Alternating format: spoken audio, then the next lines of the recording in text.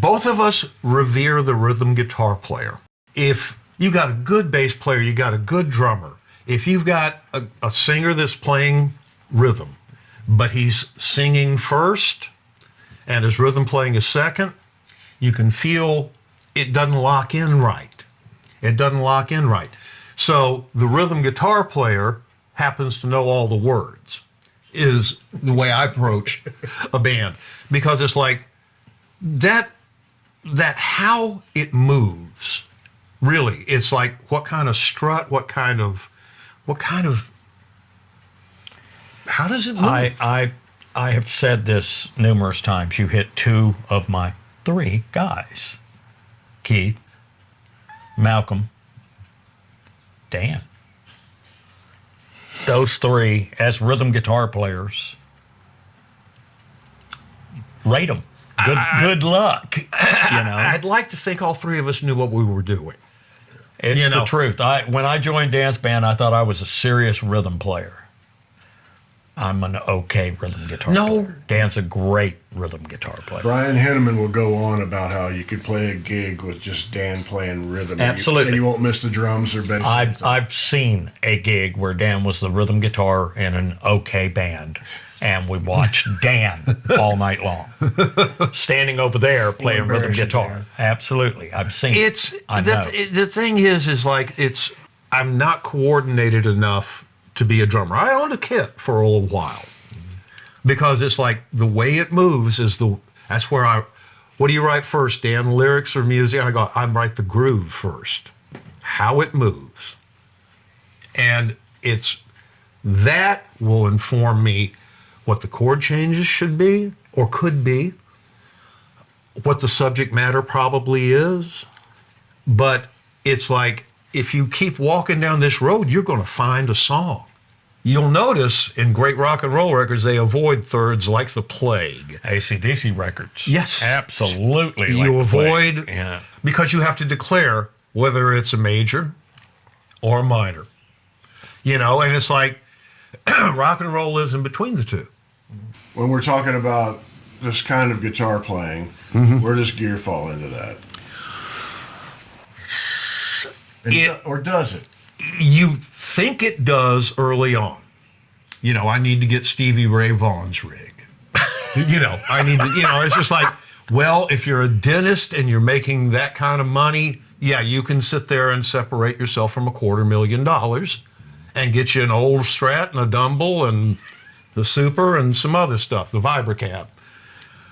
The gear, your guitar needs to stay in tune once you tune it.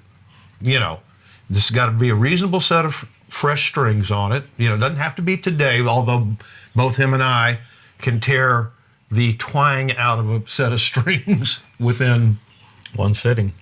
Yep, one show. And it's just so we change strings every day. Yeah. Warner said something to me that's like stuck with me for years. It was some show overseas, I don't remember where, but you're messing with your pedal board. And I really didn't know anything about pedals up until like lockdown or whatever. So I never paid attention to it. But the stuff that you had was like readily available name brand stuff, and I was kind of like, that's interesting. There's not a boutique this or whatever. And your answer was, I'm on the road, far from.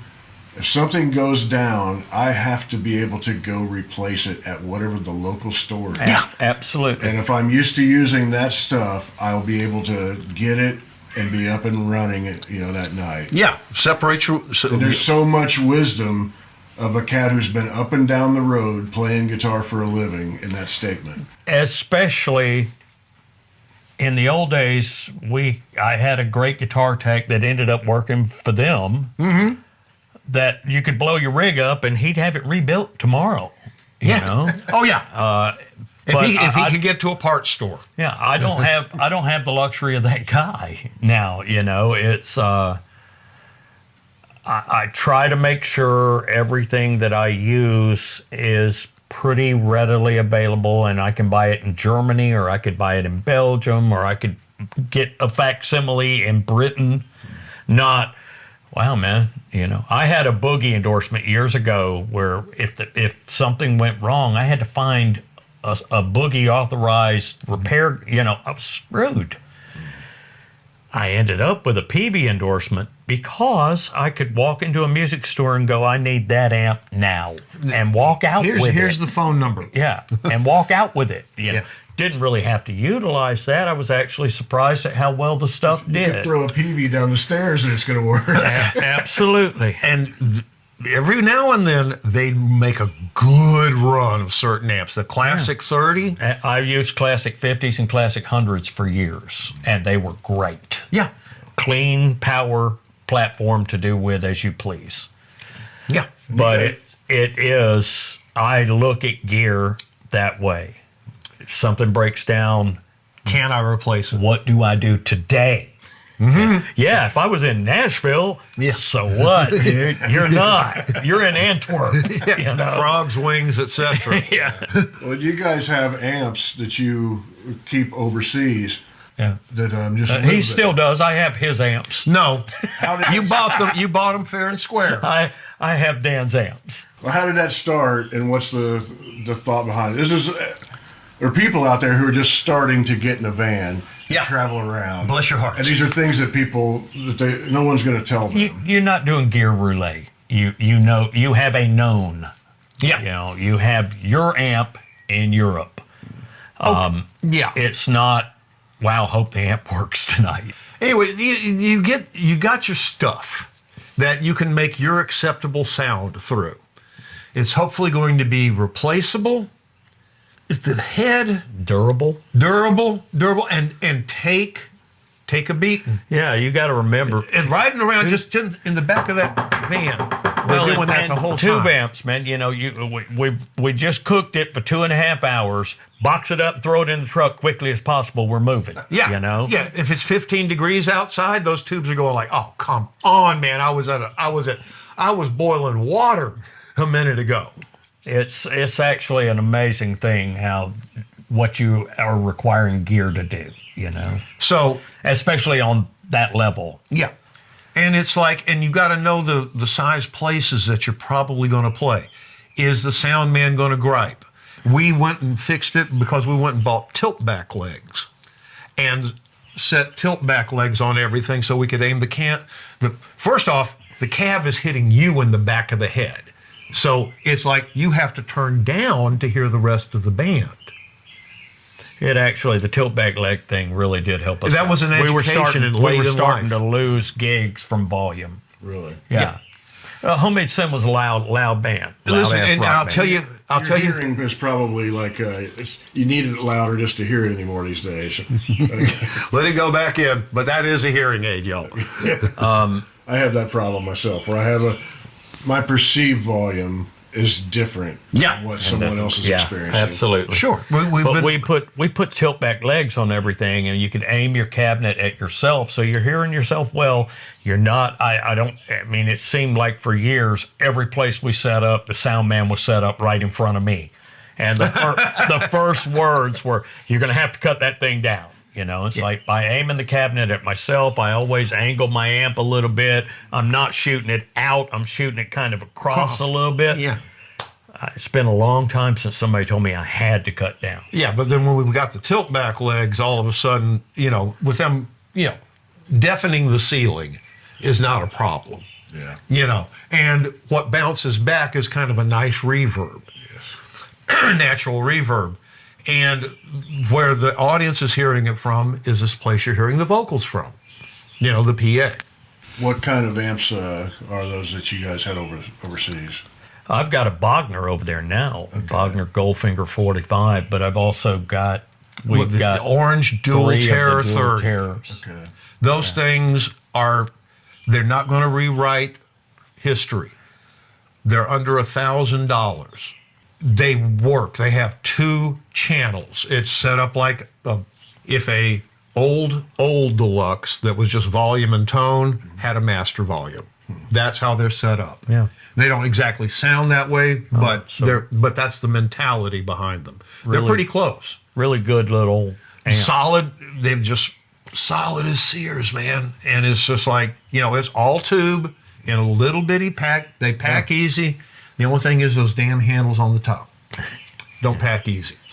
And that's the only thing. But you learn to work around them. He was Packmeister. The handles are a good thing to have to load in and out. So great. I've heard a lot of folks that we're friends with say good things about Pro Juniors. Absolutely. Roscoe. Yeah. Oh yeah. Yeah. Well, I hipped Roscoe to the Pro Junior. Yeah. And Chris Scruggs just spoke highly of the Pro Juniors. Yeah, absolutely. It was for a while there. It was the McDonald's cheeseburger of amps.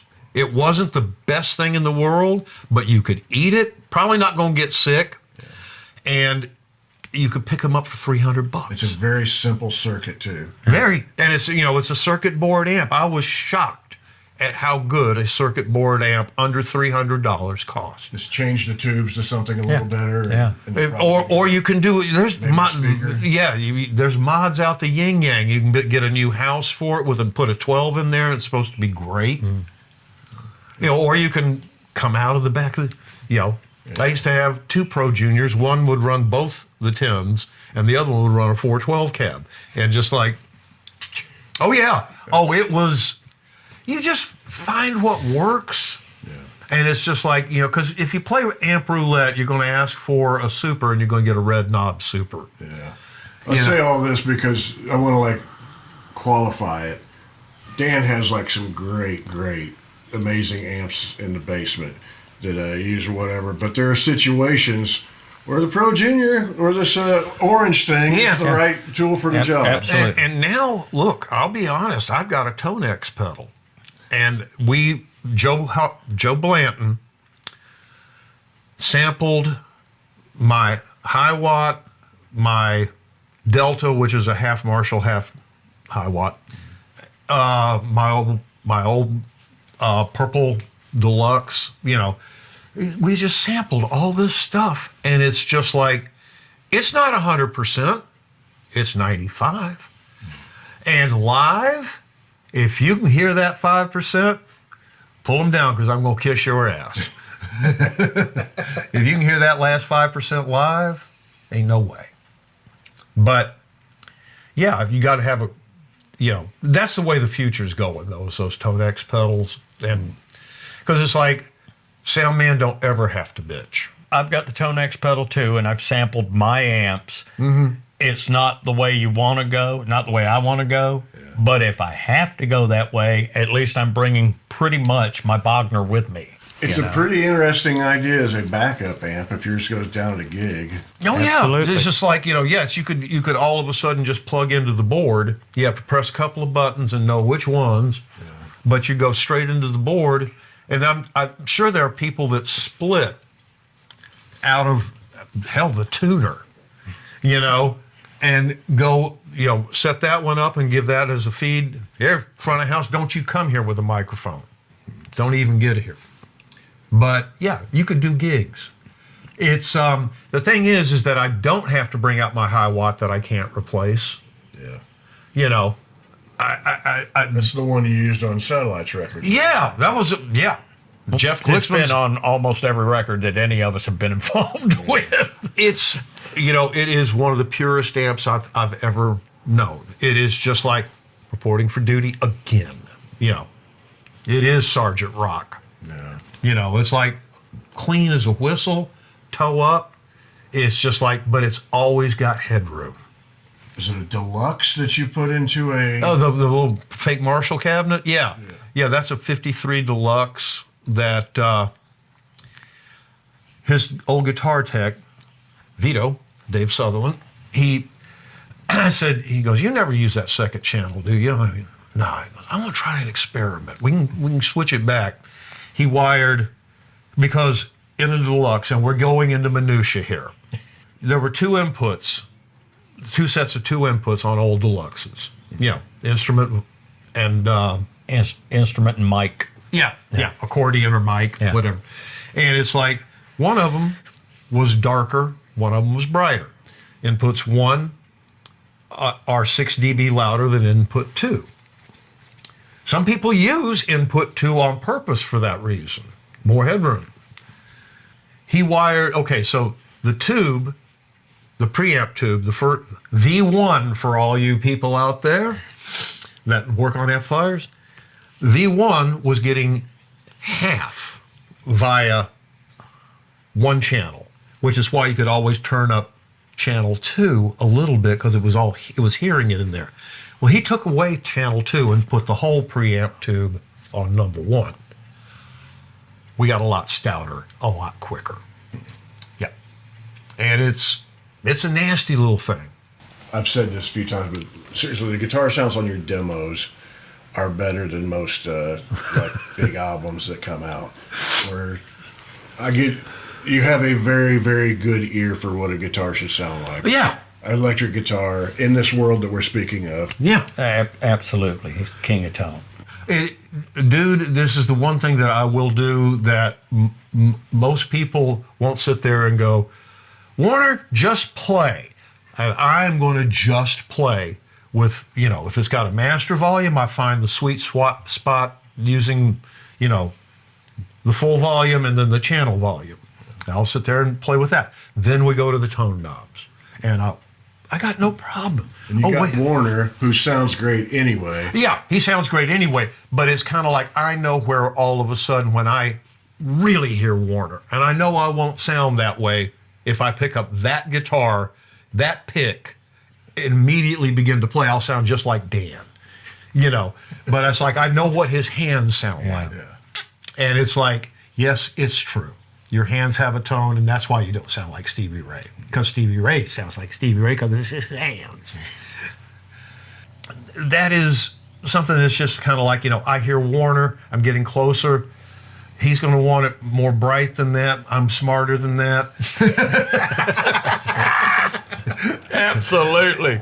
Joe will want to record this because it is actually what Warner will like in 6 months. Absolutely. You got to know. You got to know. And it's like, Joe does it for me. Warner will do it for him. Dan, that's just too toe up. Tore up. We need a new amp for you on that. It's just like, it's just not sounding right. Dan knows guitar tone inside out, though. But it's like, I know what somebody sounds like. And so it's just go find them in that amp. And it's like, if you've got a great amp, you'll find it. Yeah. If you've got a good amp, you'll probably find it. The great amp you can ask to do 3 or 4 things.